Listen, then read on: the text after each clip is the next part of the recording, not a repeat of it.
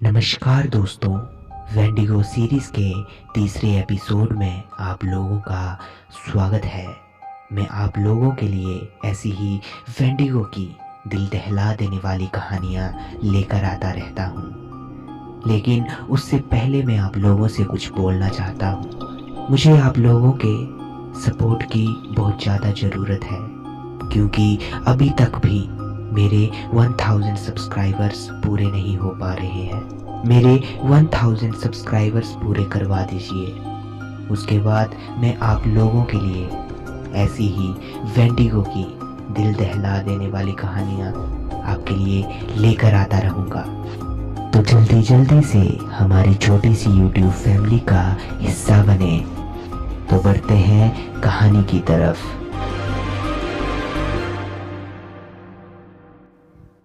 मेरा नाम मार्क है। मैं कनाडा के एक छोटे से विलेज का रहने वाला हूँ। मैं बचपन से ही वेंडिगो और वैम्पायर और स्किनवॉकर की कहानियाँ अपनी ग्रैंड माँ से सुनता आया हूँ। उन्होंने ही मुझे वेंडिगो के बारे में बताया कि कैसे एक वेंडिगो दूसरे लोगों को अपने बस में करके अपना शिकार करता है और उन्हें अपने जैसा बना लेता है। मुझे वेंडिगो की कहानियाँ बहुत अच्छी लगती थी। मैं हर रात अपनी ग्रैंड माँ से वेंडिगो की ही कहानियाँ सुनता था। फिर धीरे धीरे मैं वेंडिगो के बारे में नेट और बुक्स, मैगजीन, नॉवेल्स में पढ़ने लगा। जैसे ही मैं अपने स्कूल से घर आता था तो मैं अपने रूम में जाकर बस वेंडिगो की ही बुक्स पढ़ता रहता था। घर वाले सोचते थे कि मैं स्कूल का होमवर्क कर रहा हूँ, लेकिन उन्हें क्या पता था कि मैं किस मुसीबत को ट्रिगर कर रहा हूँ। मैं वेंडिगो की कहानियों का दीवाना हो चुका था कि मैं एक दिन इस हद तक चला जाऊंगा कि उस आदमखोर बदसूरत शैतान को बुलाने ही लग जाऊंगा। शायद मेरी लाइफ की ये सबसे बड़ी गलती थी। मैं एक दिन ऐसे ही नेट पर पढ़ रहा था कि वेंडिगो को कैसे बुलाए। तो उस पर लिखा था कि वेंडिगो को बुलाने के लिए आपको सुनसान रास्ते या घने जंगल के अंदर जाना पड़ेगा और अपने साथ कुछ मीट लेकर जाना पड़ेगा, और वहाँ पे कुछ मंत्र भी दिए हुए थे। तो ये सब करने के लिए मैं बहुत ज़्यादा एक्साइटेड था। उसमें लिखा था कि आप लोग उसे बुलाकर उससे कुछ भी करा सकते हैं। तो मैंने अपने बेस्ट फ्रेंड को ये सब बताया और उसे बोला कि चल यार, ये सब करते हैं, बहुत मज़ा आएगा। उसका नाम मार्टिन था। वो ये सब करने के लिए बहुत डर रहा था। पहले तो उसने मना किया, लेकिन मेरे फोर्स करने पर वो मान ही गया।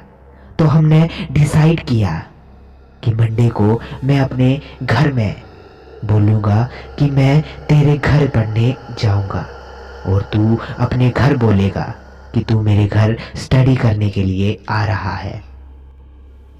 ये सब प्लान करने के बाद हम मंडे वाले दिन घर से निकल गए। हमारे घर से तकरीबन 10 किलोमीटर की दूरी पर ही एक जंगल पड़ता है। हम वहाँ पहुँच गए। हम उस रात घर वापस नहीं जाने वाले थे, तो हम अपने साथ खाने पीने का सामान और बियर, चिकन गाड़ी में ही डालकर ले आए थे। शाम के टाइम तो वहाँ का नज़ारा बहुत अच्छा था, लेकिन अंधेरा होते ही जानवरों की आवाज़ें शुरू हो गई थी। मेरा दोस्त वेंडिगो से ज़्यादा जंगली जानवरों से डर रहा था। फिर हमने खाना वगैरह खाया और बियर पी।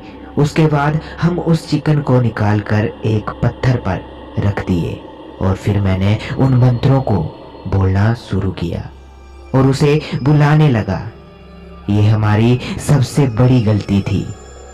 थोड़ी देर उन मंत्रों को बोलने के बाद भी वेंडिगो नहीं आया और मार्टिन ये सब देखकर बहुत डर रहा था। इस सब के 10 मिनट बाद बहुत भयानक आवाज़ें आना शुरू हो गई। ऐसा लग रहा था कि कुत्तों के जोर जोर से भौंकने की आवाज़ें पूरे जंगल में सुनाई दे रही थी। अब थोड़ा बहुत मुझे भी डर लगने लगा था। हमने उस चिकन को उस पत्थर पर ही रहने दिया और डिसाइड किया कि गाड़ी में बैठकर ही देखते हैं कि क्या होता है। तभी अचानक झाड़ियों में से कुछ आवाज आई, जैसे कोई उन झाड़ियों को जोर जोर से हिला रहा हो। अब हमारी सांसें बढ़ने लगी थी और मुझे अपनी दादी की कहानियां याद आने लगी थी। हम जल्दी से गाड़ी में बैठे और देखने लगे कि वो क्या है और क्या हलचल हो रही है। तभी जो हमने देखा वो हमारे रोंगटे खड़े कर देने वाला मंजर था। हम दोनों ने देखा कि वहां उस झाड़ी में से वो भयानक शैतान निकला और उस चिकन की तरफ झपटा और उसे बड़ी बेरहमी से खाने लगा। उसके बाद वो हमारी गाड़ी की तरफ देखने लगा। उसकी आंखें एकदम लाल थी। अब वो धीरे धीरे हमारी कार की तरफ बढ़ रहा था और हमारे देखते ही देखते वो गायब हो गया। मैं समझ गया था कि वो हमारे साथ अब खेल खेलने लगा था। हमारी गाड़ी भी स्टार्ट नहीं हो रही थी। तभी थोड़ी देर के बाद मुझे मेरी दादी की आवाज सुनाई दी। मार्क बेटा, तुम कहाँ हो? यहाँ आओ मेरे पास। एक पल के लिए तो मुझे सच में ऐसा लगा कि मेरी दादी मुझे बुला रहे हैं। फिर मुझे याद आया कि दादी तो घर पर है। नहीं, ये दादी नहीं है, ये वो ही शैतान है जो मुझे अपने जाल में फंसाने के लिए ऐसा कर रहा है। मैंने अपनी दादी की कहानियों में सुना था कि वो वेंडिगो आपको अपना शिकार बनाने के लिए आपके किसी अपने की आवाज में आपको फंसा सकता है। इस सब के बीच मुझे मार्टिन की याद आई। मैंने उसकी तरफ देखा तो वो अपनी सीट पर नहीं था। मैंने विंडो में देखा तो वो बाहर खड़ा था। मैंने उसे आवाज लगाई, मार्टिन, हे मार्टिन, जल्दी से गाड़ी के अंदर आ, बाहर क्या कर रहा है?